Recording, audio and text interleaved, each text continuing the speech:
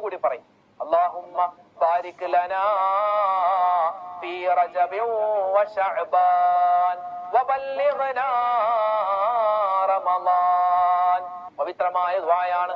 അല്ലാഹുമ്മ ബാരിക് ലനാ ഫീ റജബിൻ വശഅബാൻ വബല്ലിഗ്നാ റമളാൻ اللهم وفقنا فيه للصيام والقيام وتلاوة القرآن. അല്ലാഹുവേ, ആ ദുആ കേൾക്കുമ്പോൾ തന്നെ ഒരു റമളാനിന്റെ പ്രതീതിയാണ്.